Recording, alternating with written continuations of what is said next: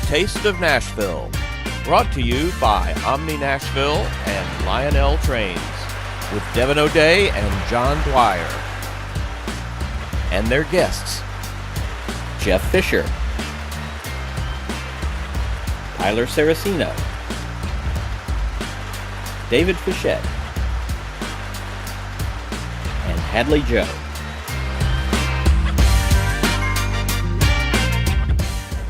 Hey everybody, John Dwyer along with Devon O'Day, Tennessee Radio Hall of Famer. Once a show. Once a show, that's part of the contract. We're at the Omni Hotel. Well, been just crazy times. Very busy here. We'll talk about at the Pick. At the Pick, yeah, behind us. It's very busy. We're gonna get right to our. We have a great show, and we're gonna go in ascending order. No, I'm just kidding. Jeff Fisher, Commissioner of AF1, the Arena Football League. That's what he's doing now. Jeff, thank you, and welcome to Taste. Thank you. Good to see you. Staying warm. I know. Yeah, staying warm. You're right off the farm, as they say. Yeah. I got back. I mean, I feel a little underdressed, but the weather, the way this weather's been the last week and a half. Yeah, I sleep in this stuff right now. So, but it's great to be here. Yeah. You look great. We're going to walk down memory lane, but let's first talk a little bit about your involvement with the Nashville Cats, the Arena football team. That very exciting because you've kind of moved and found a new home, Clarksville. And I was up there to one of the games. What a great space! And that's a win-win, right? It really is. I mean, we love Nashville, and the Cats started here in Nashville. We're not saying we're not going to have games back here in Nashville because there's a couple years ago when I got involved in this thing, I had no idea what was going on. I'm sitting there at work, and little did I know that the team's practicing in the indoor, and Bud then becomes the owner, and Tim McGraw becomes the owner, and they got 7,000-8,000 people at Bridgestone, and I'm just grinding away. Yeah. And so a couple years ago, someone asked me to help, and I said, sure, I'll help. And God gave me put a football in my hand when I was about 7 years old. Really? Okay, He didn't do it in person, but He blessed me with it, and I'm so fortunate at this point. I just want to give back however I can. And so I've just been bouncing around doing things, but kind of found a home in the indoor football world and really enjoying it. We got 9 teams out there and all ready to go, and season will kick off in April. But yes, we did move everything up to Clarksville, and it's a great market right now. It's intimate. They don't have a professional team. So, they got Austin Peay, which is great. F&M Bank Arena, and the relationship between the Preds and everything's been good. So nice. We'll sell them all out, and we'll have a great time. I love how you mentioned it too, because I always think about people have a dream and they go, this is what I am, this is who I am, this is what I do. And then if it changes at all, it's like, I don't have my dream. You have your dream in a different form. Well, it's just, I love that. God gave me a football when I came to the world. Yeah, actually put hockey skates on me, but they didn't work out. So, that dream really changed. Yeah, that's right. It just didn't work out. So. Although you could have used them. Well, it was like, Dad, we went down to sign up for hockey, and I've been skating, and it was a crazy story. Dad's, his computer company did, one of the things they sorted fan mail for the Monkees. What? Yes, and so with the system, yes, Mickey Dolenz. I think Mickey lives in town in here and everything. But anyway, so they're sorting fan mail, and then the computers go down, so we got it sorted by hand. And so, in payment, he paid me $20 for doing all this thing, and I went out and got my hockey skates. So I started skating a little bit. So we go down to sign up for hockey, and we're leaving, and Dad says, what time's practice on Wednesday? And the guy says like 6 a.m. or something like that. He goes, Dad, or 6 o'clock.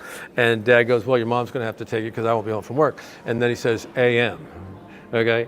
So that was the only time they didn't get the ice.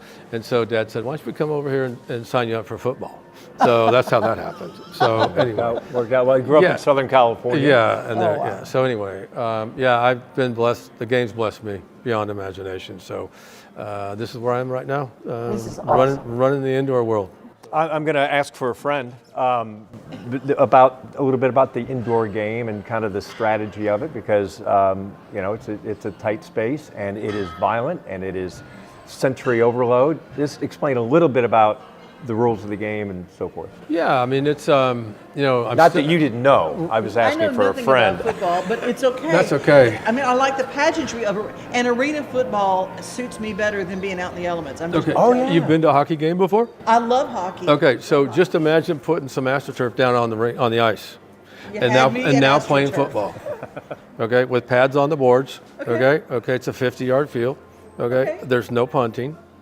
All right, and there's goalposts and nets, and it is a fast-paced scoring game, and it's 8 on 8, and I'm still learning the rules, but I mean, you can be down 24 points with 2 minutes left and win. I mean, you can score 1, 2, 4. It's just really, and the coolest part about the game in my mind is that the engagement and the relationships between the players and the fans who are just on the other side of the wall. So the players are slapping hands with the kids and the fans and everything. My first game that I attended was the Cats' first game 2 years ago in Albany, and I was just blown away at the excitement and enthusiasm. Crazy. The mid-season, we go to Billings, Montana, and I called all my fishing buddies from Montana to come down and invite them to the game. And I keep saying this over, they're still talking about it. They had so much fun. So it's an intimate game. It's a lot of fan engagement. We're not to the point, I'm not to the point where I'm going to put hot tubs in every venue right now like the Cats did years ago, but it's a party.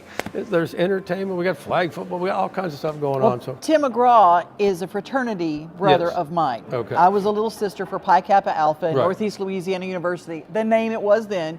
And when he got into arena football, he was just like, oh my God, Deb, you got to come see it. Yeah. And he's right. It was fun. You're not as removed from it as you are in a big stadium. You feel like you're in the game, like the hockey game. It's a different game.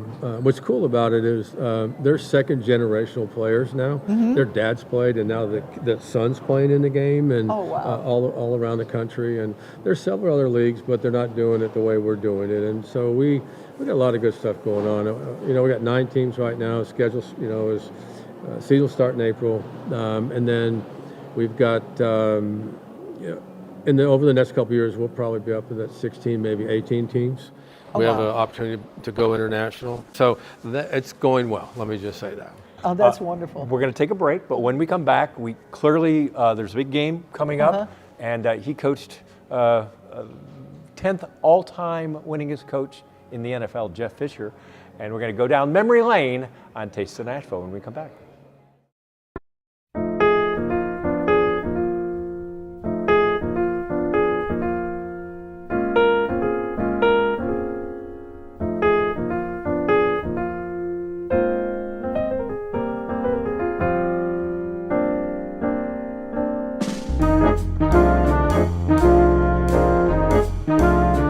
My name is Royce, Bellman and Omni Hotel. Please come and see us.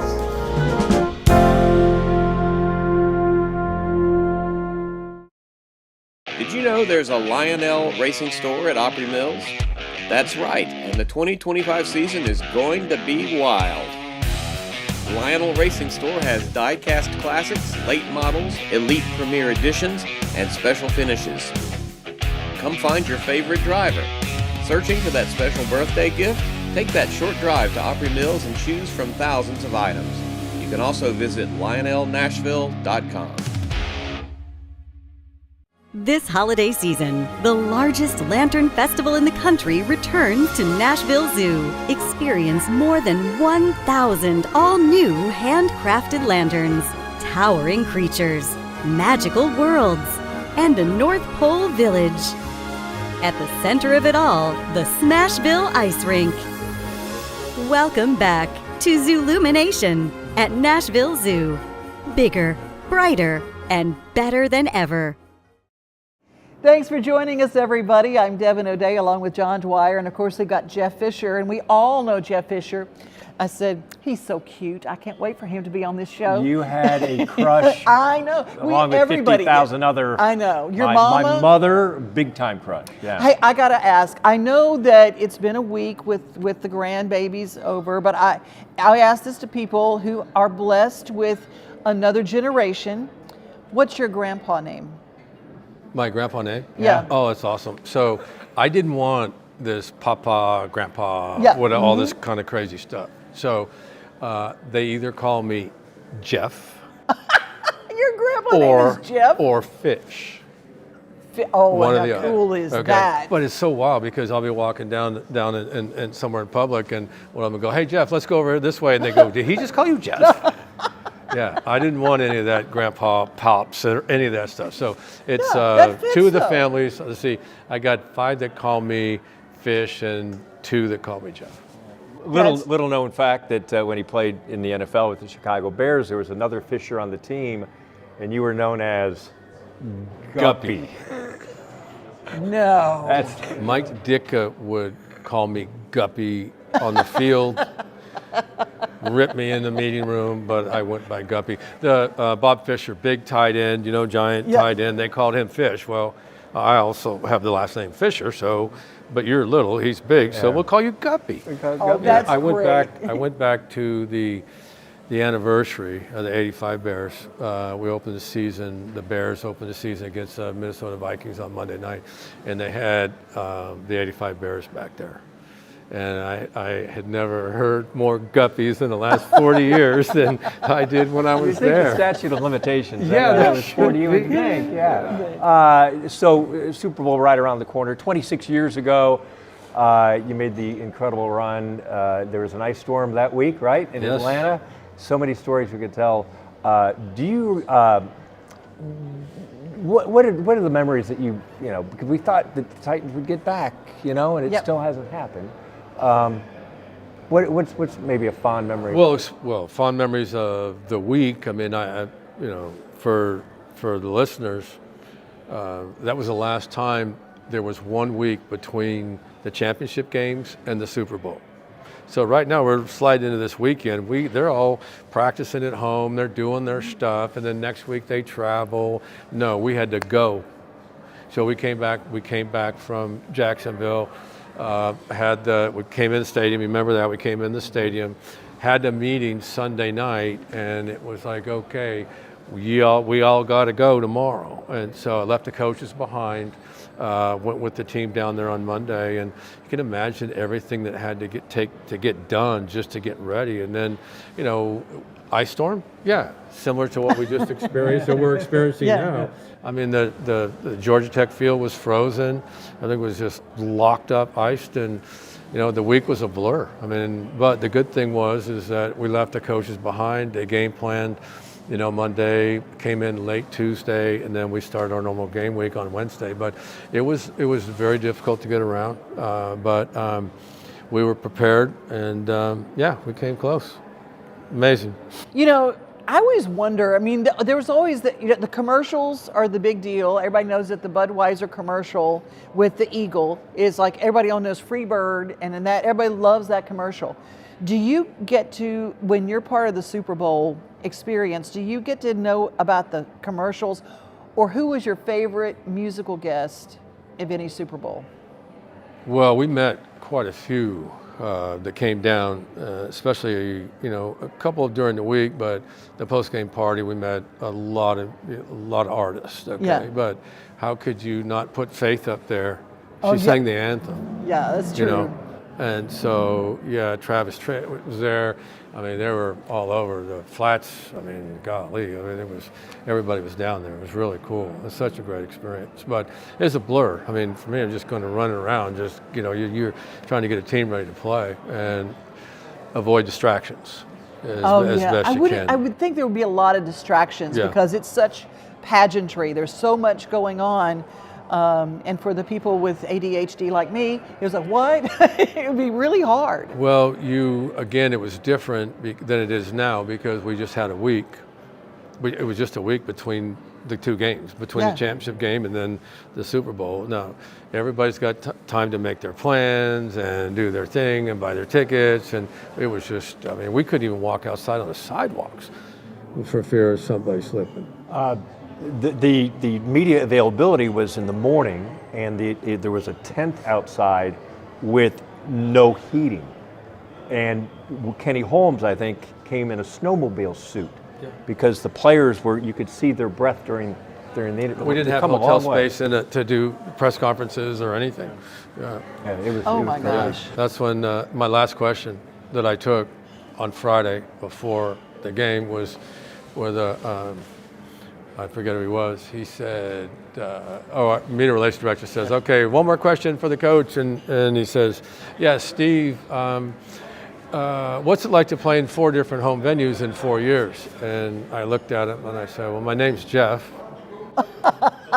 Steve Fischette was the coach at Michigan at the time. Yes, I think that's what he was. I think he was in San Diego basketball. Great coach, but anyway, I got that. But not you. Yeah, and I responded and created a controversy, but yeah, it was. Did I? Yeah, you said you had 4 statements. You said I said no. It's actually 5 if you would include Alltel Stadium in Jacksonville. because they won there so much, it was Yeah. just a little. But yeah, so yeah, it was a blur. It was a blur, and then man, we're up. The game's over, and man, we're back. You know, we came back, and I think aside from the game and the experience and the ending of the game, the reception that we had here when we came back, and the parade, and it's cold, and just the people that came out, and it's just it was like we actually won the game. But we worked really hard to get back. It just didn't happen. We'll wrap it up with this.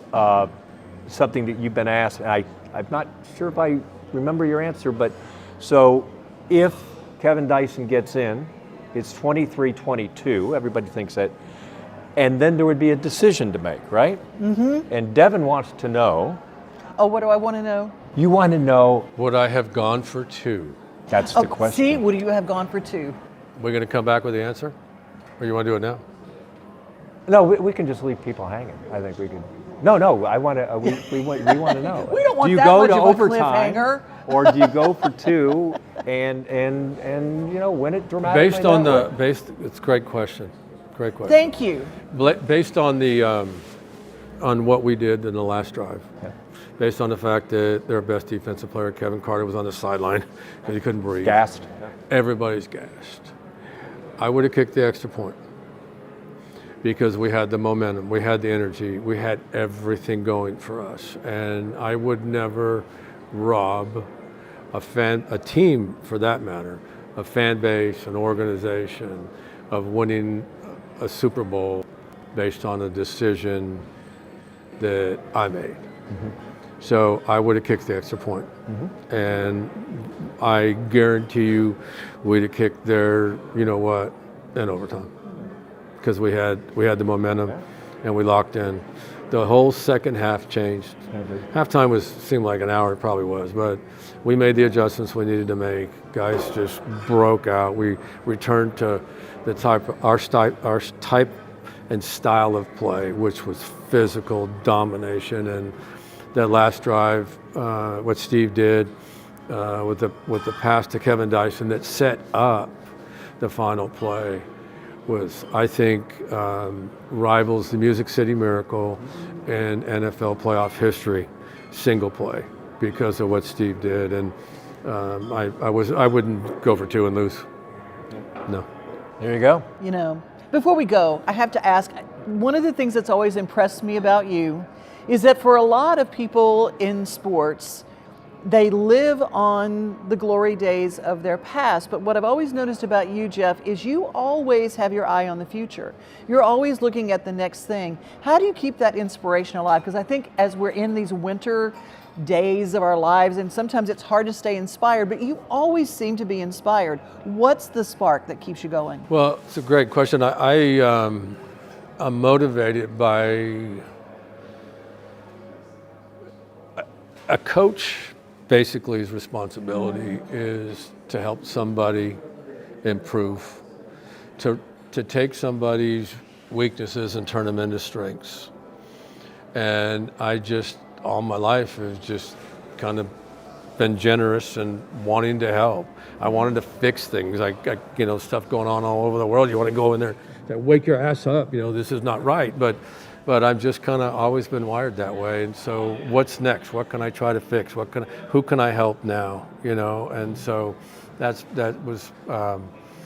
just been the way, God created my brain, I guess. But I love the game. I love all sports. I love competition.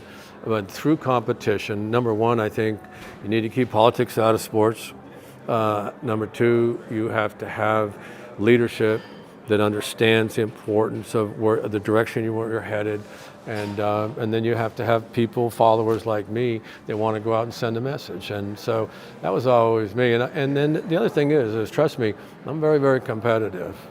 You know, I was head coach for 21, almost 22 years, and I didn't get a chance to win a Super Bowl. Well, I moved 2 franchises. That was a problem. That cost me about 10 years of my career, but we got close a couple times. But I just am motivated by just helping people. And, you know, when early on, I'm not going to say who it was, but I witnessed a veteran player in the NFL just kind of shunned somebody that brought their 2 kids up and asked for an autograph. And he goes, "No, I don't sign autographs." And I was like, there's something wrong with that picture, you know? They're the reason that you're where you are and where you're getting paid and you got paid. And so, you know, I think it's important to take time and smile and appreciate anybody and everybody that appreciates you, you know? And so it's pretty simple. Where can I go next? Who can I help next? Well, right now he's the commissioner of AF1, the Arena Football League. Nashville Cats, we'll make sure we plug that. Go to the website. Season tickets are going great. Thank you for your time. Really Thank you. It. And I'm a big fan of yours too, so thank you so much. Thank you. Fan of country music, all kinds of music, but big country music fan, so thank you. I'm just grateful. I'm so glad that you're part of our show today. And we're going to inspire you with more guests coming up. In fact, we're going to go to Bar Lines and we're going to talk to the chef coming up here at the glorious Omni Nashville. OmniNashville.com to get all the information, but stay tuned. We'll tell you all about it. On the Lionel line, you're the boss. Tell Mom and Dad you want a Lionel electric train. Times may have changed, but the commitment to producing quality Lionel trains has remained. For 125 years, Lionel has been creating lasting memories with the world's best model trains.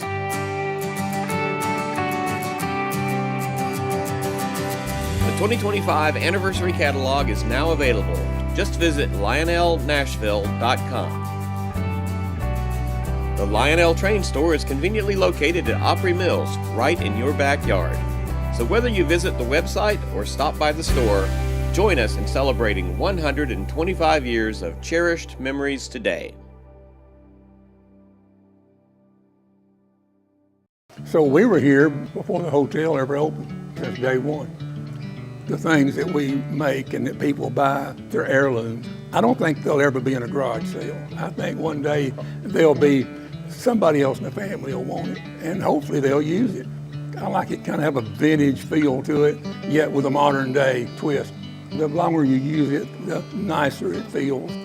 We don't have anything you need, we just got stuff you want. This holiday season, the largest lantern festival in the country returns to Nashville Zoo. Experience more than 1,000 all-new handcrafted lanterns, towering creatures, magical worlds, and a North Pole village. At the center of it all, the Smashville Ice Rink. Welcome back to Zoolumination at Nashville Zoo. Bigger, brighter, and better than ever. Well, we're going to talk food, we're going to talk festivities, we're going to talk bar lines with our chef from here at Omni Nashville, Tyler Saracino. Yes, ma'am. Saracino, yeah. See, we've got you. We even know how to say your name without even prompting now. I love it. It's a tough one. It was tough as a kid. I learned how to spell really well when I was young because there's so many letters in my last name. It's too many syllables, so I got pretty good. Yeah. But you're a better chef, we know that, than Thankfully, being in the spelling bee. Big game coming up. There's so many different options here at the Omni, but Bar Lines is going to be a place to be. Yes, absolutely. So every year, you know, it's during college, during the season, we do a bunch of specials. But for the Super Bowl, we obviously have 1 million TVs, and there's only one game that matters at that point. So, you know, we'll have drink specials. We'll be doing a bunch of different food specials that we're still kind of working on right now. and we always tailor them to the teams. So like, whatever city it is, we'll make something that's kind of like representative of the city, and then we'll push both of them, and it's just fun to see which one goes more. So we'll see. So we got Seattle. So you're gonna have something with coffee, like maybe a dessert with coffee in it. I got Seattle Seahawks. I mean, Seattle Seahawks. I wouldn't do like a Seahawks sandwich or anything, but we'll see what's going on. We'll see. We're still working it out. We got to figure that one out because that's a tough one. A good coffee drink would be nice. Or New England. What did we do? I think we did like a clam chowder, a lobster sandwich. I want to say we did last time they were in the Super Bowl. So we'll figure it out. It'll be a surprise. We'll announce it on all the socials and all that kind of stuff here soon. So. Well, I know it's been an incredible effort by the staff here through this, inclement weather. People are still feeling the effects of it. And then it's been crazy, but to be able to pull it off what you've done, because it's been, locals are staying here, there's dogs and pets running around and everything. And Todd, GM, has done a fantastic job of getting everybody together. Yeah, we see some storm like this usually once a year, sometimes, maybe nothing like this bad, but we'll see the ice storms where people need to call out because they live, in Madison or Dixon or Clarksville or something like that once every year or so. So we're kind of used to, we'll get the rooms set and we'll have a few dozen folks stay in the hotel so we can take care of guests, because it's kind of, it's inevitable that, something might go bad. And we want to make sure we can take care of the folks that are here, because a lot of folks have their flights canceled or power outages like we had this year. That's a great idea. Which have been phenomenal, which have been awful. Take care of your people. Yeah, exactly. So we had, we had at least a couple, 2 or 3 dozen culinarians that would stay in the hotel, some managers, some chefs, some front of house folks, servers. We had folks in laundry and rooms and all that stay so that we could take care of everybody. It's not a bad staycation, I'll tell you that for sure. No, it's not. And I will say, Barlines has got the best hamburger in the world. Your burgers are the best in the world. What's the secret? Well, if I told you, it wouldn't be secret, right? Yeah. I knew it was a rhetorical question. I just want you to bring back those burnt-in hot dog things that you did. Those. Oh yeah, I remember that. Those were so good. We took, I don't know about the burnt ends yet, but we took off the Brussels sprouts a while ago, and we're kind of bullied into bringing them back. So we're doing that soon. I was one of those bullies. Yeah. We had so many people come in that were like, we came here for the Brussels sprouts. We got to get the Brussels sprouts. That we were like, all right, well. And remember when you were a kid, Brussels sprouts were the thing. It's like, you must hate me, Mama. You're making me eat Brussels sprouts. And now, people are coming in. That's how good you are. Well, if you can make Brussels sprouts. If you saw how my mom was cooking Brussels sprouts, you wouldn't want them either. But the way we do them, they're pretty good. My mom will probably see this and call me. We'll cut that part out. No, I wasn't able to get down on that show, Mom. No, that's okay. Just like a hard cut right there, No, she knows. She knows. What's the favorite thing that you serve at Barlines that you go to? That's a great question. I'm a big mushroom guy, so I like the mushroom burger. We do a mushroom and Swiss burger with like a truffle mayo. I love that one. That one's so good. What else? Chicken sandwich is phenomenal. We do like a chow chow, like a southern chow chow with it, with pimento cheese and some hot spice, which is so good. Yeah, Barlines is killing it right now. We did a menu change recently, and we're actually looking to do another one. So we're switching off some nachos. We might do a big loaded fry, thing like that, which is going to be really nice. So that's perfect for Super Bowl. Loaded fries. Super Bowl. Like a southern poutine, Oh, I love, you had me at poutine, honey. It's my favorite. Love it. It's my favorite. For all our Canadian friends, and for those people who don't know, it's like gravy and French fries and cheese. I mean, how can you go wrong? Cheese curds on top. It's phenomenal. It's like mashed potatoes, but like fried. It's so good. I love it.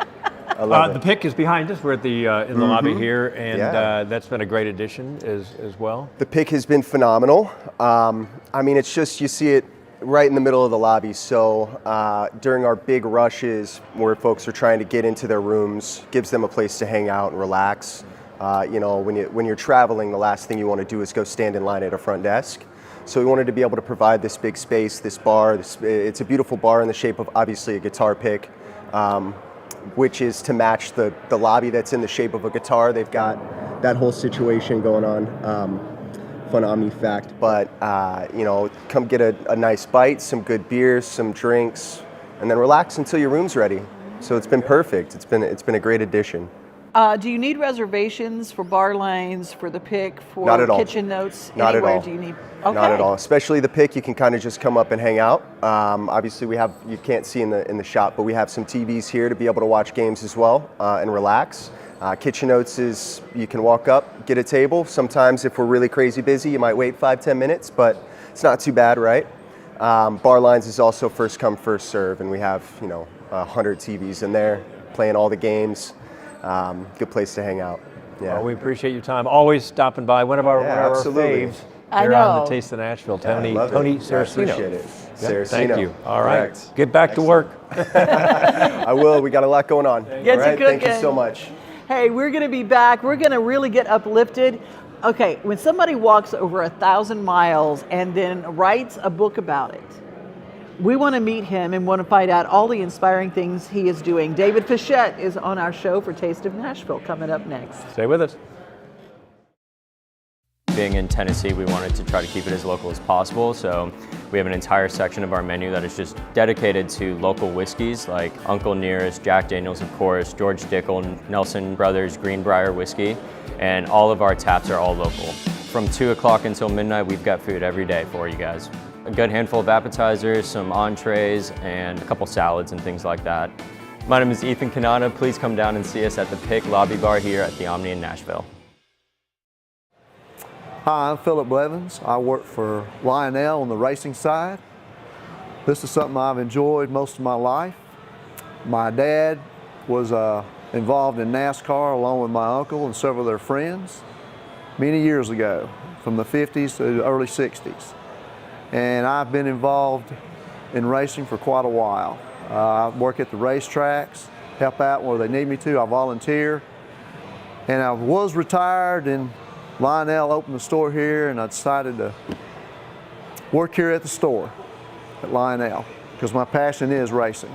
All right, what we got here is some of our racing sets. This one is Kyle Larson. He's one of our most popular drivers. This is his rookie set from the Indy 500. It also has his Coca-Cola 600 car in here.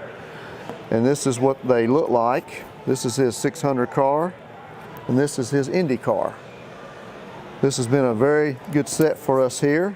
Also, we have another set with Kyle Larson, Chase Elliott, and William Byron. This was a set that Hendrick's 40th anniversary year, they finished 1, 2, 3 at Martinsville. This is one of our best-selling sets too. And if you notice, they all have a ruby red color. This is a color that Hendrick set up for his 40th anniversary with all his cars. Another thing we have here is we have color chromes. This is the color chrome car of another popular driver we have. They call him SVG, or Shane Van Gisbergen. These cars are very limited. It's one of our best-selling cars. This is the difference between a standard and a color chrome. As you can see, major difference. This is the limited color chrome, this is the standard car. We also have autographs cars here, and they all have a certificate of authenticity from Action, which is part of Lionel. This is a Richard Petty one we have here. Richard Petty has an unusual way of signing his name, which is very hard to copy. So when you see a car signed like this, you know it's a Richard Petty car. And he signed a very limited number of cars for us. And we also have, let's see, who else do we have here? We also have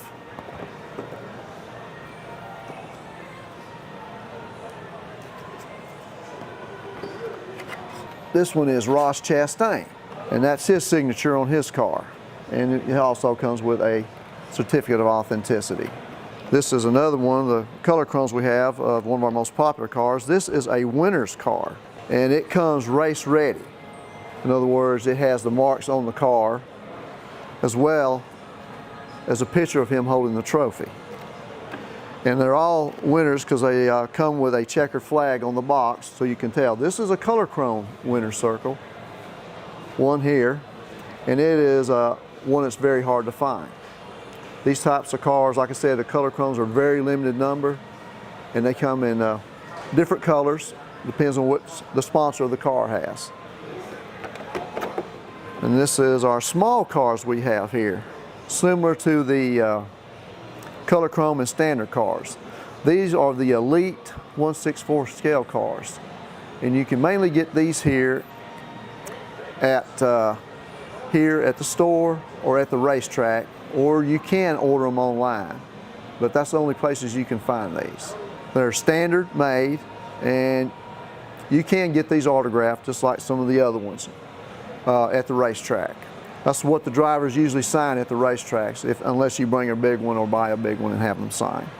That's what we have here on the NASCAR side, so if you would like to come by, we have a lot of cars here with a lot of drivers. We have a lot of autographed drivers here, as well as the color chrome and the standard.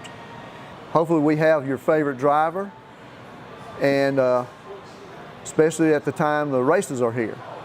Come down here, you can buy a car and take it with you and get it signed. Thank you for coming in. Welcome back to Taste of Nashville, along with Devon O'Day. I'm John Dwyer with the Omni Hotel, and worlds collide, 6 degrees, 2 degrees of separation, because our next guest grew up 5 minutes from our first guest, Jeff Fisher. We just found that out, right? Fisher to Fischette. Fisher Fischette. Right? They don't call you Guppy, though. No, we're just going through the phone book. Yeah, that's great. That's great. Well, Hello, Fine Friend is a bestseller on Amazon that David Fischette wrote, and it started with deciding to walk. Can you kick us off in what made you take this first journey and Sure. how it became a book? Yeah, it actually started as a health challenge. You know, I had a big life change in 2024. So at the beginning of 2025, I'm like, all right, I can do something. I have been working out. So I made a commitment that I was going to walk 10,000 steps a day, which, you know, I'm not a tall guy, but... And this helps you count, right? 100%, right? Yeah. And so it came out to about 5 miles a day. So I was just going to do that as my commitment. And then my social media person told me that, hey, you know, Gary Vaynerchuk says that if you post a video of yourself every day for 30 days, your followership will go up like crazy. Okay. And so I started like, all right, I got things to say. I can post videos. And it started soft and, you know, just kind of like what's going on in my day. But then I started thinking, well, I'm out here walking, I'm thinking about these things, and I started diving into deeper subjects. And all of a sudden it started connecting with the viewers, and I was getting this really great response. And it suddenly wasn't about getting more followers, right? It was about this community. And so in September, I decided, you know, what if I just put together a little book for my followers and some of my friends as a Christmas present? Well, that'd be fun. I'll start putting some of those things together, right? And then I was like, well, maybe there's something here. So then I hired an editor in LA, and I was like, I want to get this done by Christmas. And she's like, can we do Valentine's Day? I'm like, no. Because I'm a deadline-driven guy, and I'm like, if I don't do it by Christmas, I'll just put it on the shelf and I won't do it. So we had the book done in 2 months. And Wow. I had it in my hands by Thanksgiving. Anybody in the book world, 2 months does not happen for books. It just doesn't happen. I should have checked for typos, but I think no, I'm kidding. I know we're okay. So you grew up in Los Angeles. You've been an entrepreneur, media mogul. You have a podcast as well. What's the takeaway from the book? Takeaway from the book, really, and is I spent so much of my life, as you mentioned. I ran a large event creative agency for a long time. I spent so much energy trying to make sure that I looked the part for everybody and that everything was good, and you never saw what was going on behind the curtain, sort of a thing. And you know, at this age, I turned 60 a year and a half ago, I was like, you know, I just don't really care anymore what people, I want people to see the wars. I want people to see all the places where I made mistakes, where I fell down, things I regret, people that I hurt, the way I treated people. And it's been such a wonderful reflection of of that, and then my journey as a Christian man, like looking at what that actually looks like today in the United States, right? Because it's a very large pendulum swing of what it looks like to be a Christian in the United States these days. So, it's my random thoughts. That's why the subtitle is, it's a collection of unsolicited random thoughts. Nobody asked for my advice, but here it is.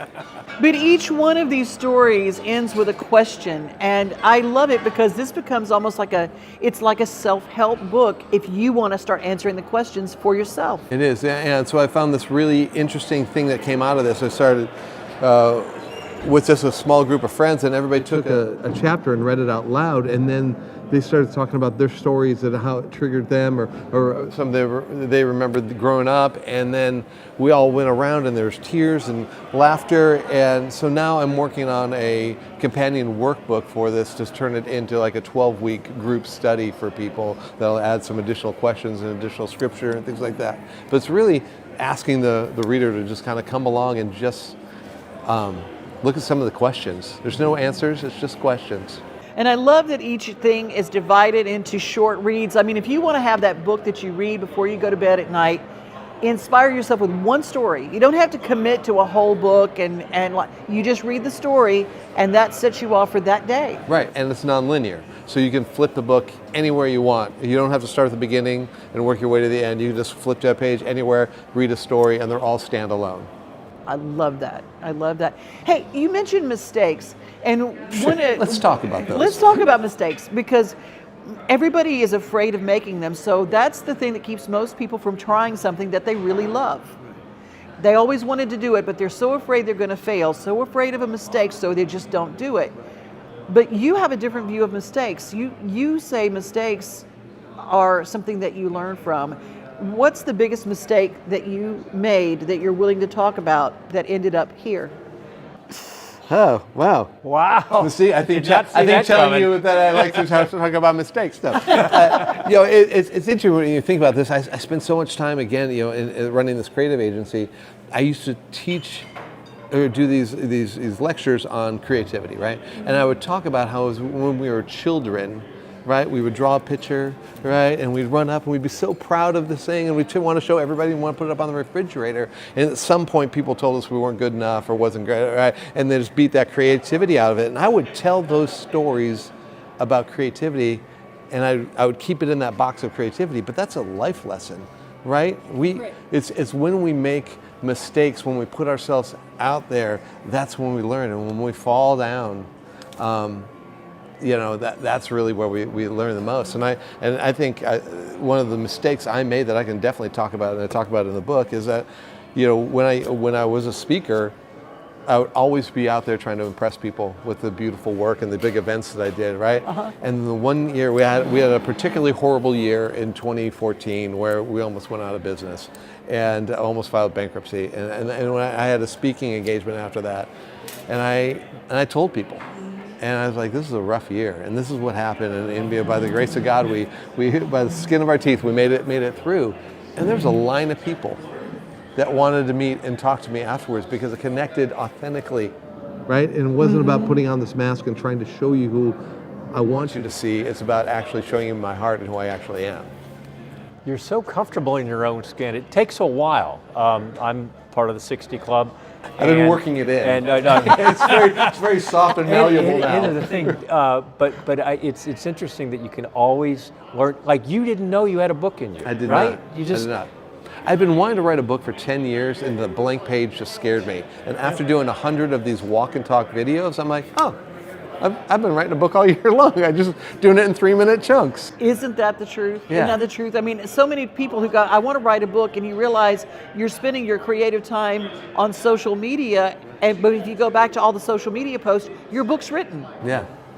Right? Yeah, absolutely. So there's 62 stories in here. Every one of them was from a walk and talk, except for the very last ones. Chapter 62 was something I wrote for the book, and it's called The Goodbye. And then talking about mistakes. It talks about like my last 45 minutes with my mom that I didn't know was going to be my last 45 minutes with my mom, and how I squandered that time. That is powerful, because, and even though my dad's been gone for quite a few years, I said it for quite a few years and 3 seconds. Right. Right. You know, and so if you're dealing with grief, that's a beautiful story to read in this. Hello, Fine Friend is a book. Where can they find this book? Amazon. It's available on paperback, Kindle, and hardcover. And then Audible just launched last night. So if somebody wants to get it to listen to in the car, it is on Audible as well. I know where I'm going to spend my credits this month. That's awesome. I'm so glad it's on Audible. Hey, and you also speak. I do for speak. a group. So where can they get in touch with you to be a speaker? Because I'm going to tell you something, you guys are in for a good time. Thank you. Created By is the name of my company. It's CRE8TDBY.com, so df@createdby.com. That's how you get me. That's good. Before you go, any injuries on the walk? I mean, did you no, okay? No injuries on the walk. Blisters, shoe endorsement. It was funny. A lot of times I get hit by trees because I'm doing this, and I talk about that in one of the books. And the guy who's the president of my HOA read the book, and he reached out and he's like, "Hey, are you bashing us?" I'm like, "No, I was in the next neighborhood over. It wasn't us." Goodness. So. David Fischette, thank you so much for your time. Congratulations on the book, and appreciate it. You're paying it forward. This is awesome. Love it. Thank you, guys. Hello, Fine Friend. Hey, we're going to meet a new friend, and she is fantastic. She is new to Nashville. Her name is Hadley Joe, and she's from Louisiana, and she's brand new. You're going to absolutely love her. She's our musical guest for Taste of Nashville, coming up next.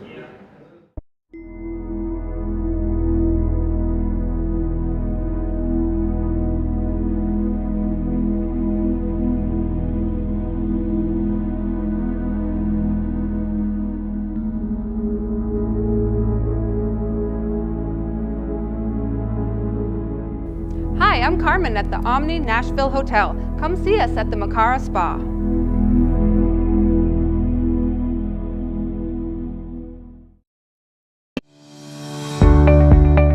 When I think of Delta Dental now, it's really their core values. It's the volunteerism, it's the giving back. Delta Dental gives us 10,000 toothbrushes, so twice a year we have these children that are going home with food that may not have weekend food, and they're also getting a toothbrush. The best partners are the ones that truly do impact the community together, and I don't think there's a better example of that than our partnership with Delta Dental. Welcome back. Along with Devon, I'm John, and we're at the Omni Hotel, Taste of Nashville. Thank you. I hope you've enjoyed the show so far, and we're going to have, what I love about this show, among the things I love about the show, is that we have some fantastic musical guests. We and do. I know this one is going to be like, we knew her when. Uh-huh. Right? Oh, yeah. She's 17 years old. She's just a baby. She's just a baby. Still cutting teeth. Well, what I love is I met her at Backstage Nashville, a show that I hosted, 3rd and Lindsley. And she was on stage doing an on-stage game, and a game called Spontaneous, where you sing a line from a song that I've given her the word for. And she burst out. I went, "You're a recording artist, aren't you?" And she said, "Yes." And that smile hit, and I went, so I've been watching Hadley Joe for a while now, and I asked her where she was from, and she named a town where my dad is from, my grandmother. I literally, that was Mama's house my whole life growing up. Tell them where you're from. I'm from Gina, Louisiana. Isn't that cute? Right next to Nebo. That's right.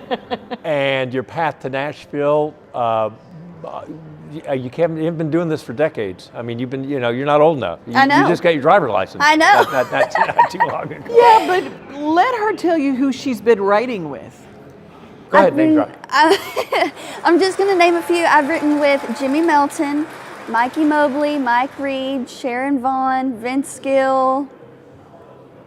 I'm trying to think of more, but those are some that have popped in my head. Oh, just a few that have popped in her head. Just a few. Most people wait their whole lives and never get to write in rooms with these people.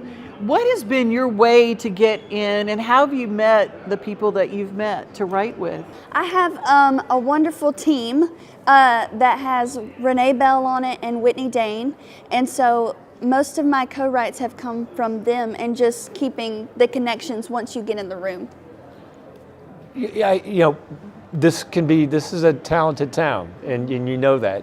what the expectations of trying to make it, you got to be tough. And just what are your impressions of coming to Nashville and giving it a go and having success so early?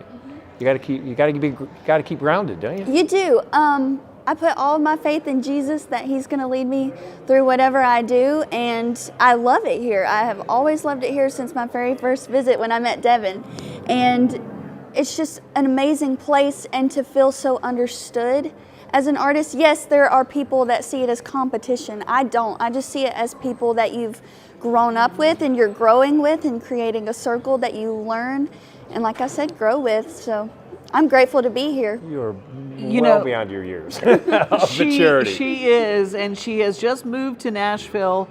And I love that she's got a furry friend that she takes with her everywhere. She has her service dog, a Belgian Malinois. Mm-hmm. Tell us a little bit about her. Lucy is 7 years old. She's a Belgian Malinois. I got her when she was 18 months. And Lucy helps me medical alert and garden protect, and she literally goes everywhere with me. That is that's fantastic. What do you? Who are some of your influences? What you named some folks, but who inspires you? Emmylou Harris, Don Williams, and Dolly Parton would be my top three. That's a trinity right there. Yeah. Yeah, you released a wonderful some songs at Christmas, and you were there, and I love it because a lot of people come to this town and they dress like somebody else tells them to dress, and they change their whole look. You are as fresh as the minute you got off the bus, and I just love that because it's just, I always say, she just looks clean, I appreciate that. If you have little girls that you have in the business, what I love is what my mama did with my little sister, and you have a mama and a family that is behind you, and they didn't just go and dump you off in a city. Tell us a little bit about your family support. Yes, my mom and dad are really great with everything. My mom's actually moved up here with me, so she was not going to let her little 18-year-old just move off and try and chase this dream by myself. So she's moved with me, and my dad has stayed behind in Texas as of right now. Our plans as a family is to eventually let my dad move up here once things get on their feet so we can be reunited again. But as of right now, my dad has a full-time job working out there so that me and my mom can be here to let me chase my dreams. So I could not do it without either of them, for sure. Aww. Can we play us something? Because Sure. everybody's got to hear this voice. When I heard this voice the first time, I went, I don't know who you are, but we're all gonna. Sure, I'll play one that's actually going to be my upcoming release in March 6th.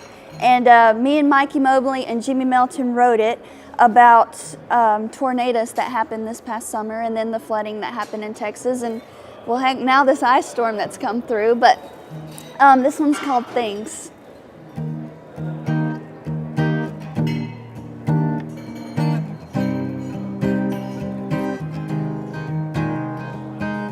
235 Cherry Lane, Tommy and Sarah Jane had their name on the mailbox in '68. But on the 13th of March, a storm came in the dark, broke some walls, broke some hearts, and ripped that house apart. Somebody said things can be replaced, but sometimes that ain't the case. He said, that's where our children grew up, where we lived, laughed, and loved. When it comes to us, they're not just things. Your Vietnam Purple Heart, our first kiss in that car, what made us who we are. They're not just things.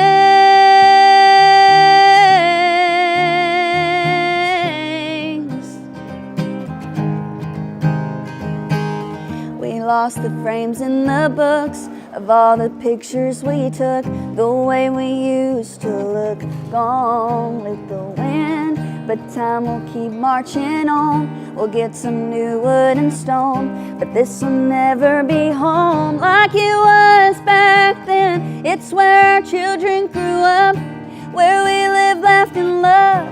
When it comes to us, they're not just things. Your Vietnam Purple Heart, our first kiss in that car, what made us who we are.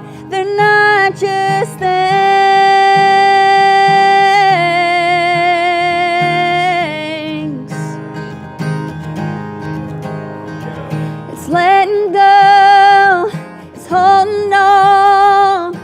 'cause it goes don't mean it's gone. It's where our children grew up, where we live, laughed, and loved. When it comes to us, they're not just things. Your Vietnam Purple Heart, our first kiss in that car, what made us who we are. They're not just things.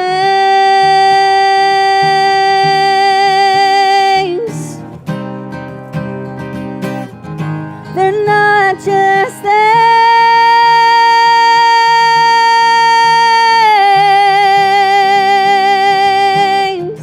They're not just things. Oh, my. Oh my goodness. Thank you. Absolutely. My goodness. Man, that Vietnam Purple Heart just like got me like right in the feels. Oh my Thank you. goodness. Thank you. The best things in life aren't things. That's right.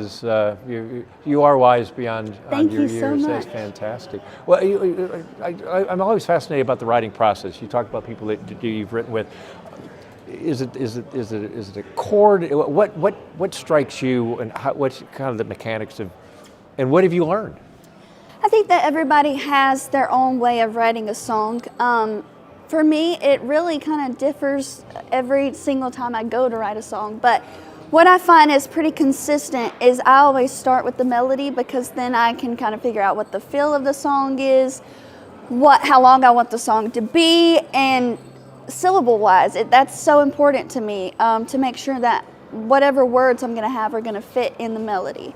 And so that's what I normally lean towards when writing a song. But when you get in a room with co-writers, I find that mainly it all starts with just conversation with, hey, good morning. How have you been? What's been something that's been the best thing that's happened to you this week? What's been the worst thing? And it's like something they're going to say normally strikes a conversation. That's a and real song. songwriter. And this real songwriter has already made an Opry debut. You got to play on the Grand Ole Opry. I did. Quickly, tell This us is how supposed that to came happen about. this quickly for you, You know, girl, it's not- she's writing with Vince Gill playing on the Opry. I mean, come on now. And she's 7. I mean, what else have you got what comes after that? I know. Getting to play the Opry was so amazing, and I could not have done it without Beth Nilsson Chapman. She was a big help, and so twice she has invited me to play with her. But anything that's upcoming, man, we have singles coming out every 6 weeks, and so we're looking forward to that. We're just creating a lot of content to keep building social media, to get my name out there, and just playing some more writers rounds, because that's what's really important to me right now, is to be known as a songwriter, as most people in this town want to be, but that's just really important to me. And then, so. but then she's a singer too. So you're gonna have to follow her on social media, because this girl is going places. Give them where your socials are. You can find me on Instagram, Facebook, YouTube, and TikTok at Hadley Joe Music, HADLIEJO Music, and you can find me on any of the streaming platforms. Well, thank you for your time. Thank you so You are much. so talented. I know the best is yet to come, and you're off to a great start. Thank you so much. Thanks for having me. Do you have a pick for the Super Bowl? Do you have a favorite team in the Super Bowl? I'm so terrible. I don't even know who's going to be in the Super Bowl. Okay, she and I can hang. We can hang, because that's exactly me. I said, I guess, I mean, Seattle is famous for coffee, so I guess I'm for them. That's how I pick my Super Bowl. By the colors. Yeah, or by something colors. like Yeah, that. they're Yeah, cute. You know, Yeah, they're the exactly. underdog. Yeah. Hey, what a great show. Jeff Fisher, David Fischette, Hadley Joe. And Chef Tyler. Yeah. So this is good stuff. It This really is kind of the best was. stuff. So thank you for watching, and Yeah. thanks for being. And we'll see you next month. Kickstart your year with Taste of Nashville. Thanks. Bye.